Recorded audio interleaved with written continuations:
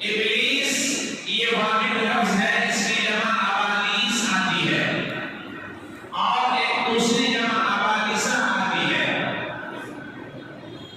بعض لوگوں نے ابلیس کے تعلق سے دو باتیں لکھی ہیں کہ ابلیس اصل میں عبرانی زبان ہے، عبرانی زبان سے مشتق ہے۔ اہل عرب کہتے ہیں کہ ابلیس سے نہیں بلکہ برس سے نکلا ہوا لفظ ہے۔ ابلس من نا امید ہو جانا، محروم ہو جانا۔ ابلس اللہ من رحمتی، اللہ نے اپنی رحمت سے اس کو نا امید کر دیا، مایوس کر دیا۔ ابلیس کو طاغوت الملائکہ کہا جاتا تھا، فرشتوں کا استاد کہا جاتا تھا، اور اس کو عابد ہونے کا بھی شرف حاصل تھا۔ آسمان کا کوئی ایسا چکمہ نہیں جہاں پر ابلیس کی پیشانی نہ جھکی ہو اللہ کے سامنے میں۔ اتنے سجدے اس نے اللہ کی مخلوقات کے اوپر یعنی آسمان کے اوپر سجدے کیے، لیکن ایک سجدہ جس کا حکم اللہ نے اب دیا، وَإِذْ قُلْنَا لِلْمَلَائِكَةِ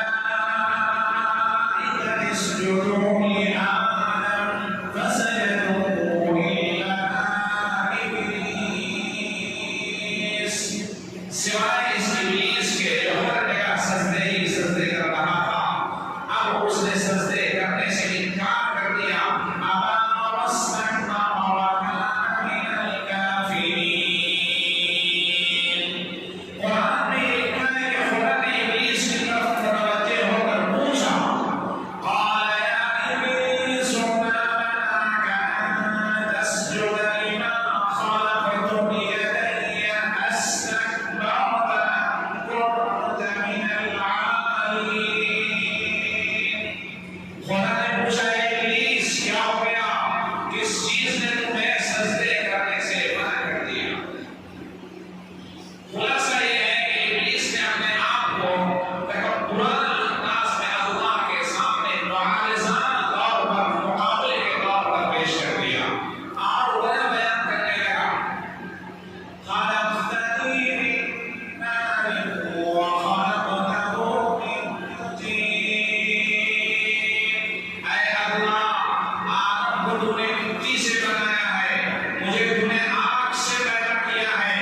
آگ کا کام اوپر کی طرف جانا ہے، مٹی کا کام نیچے کی طرف آنا ہے۔ کیسے ابلیس میں آدم کو سجدہ کر دوں؟ حقیقت ہے یہ سجدہ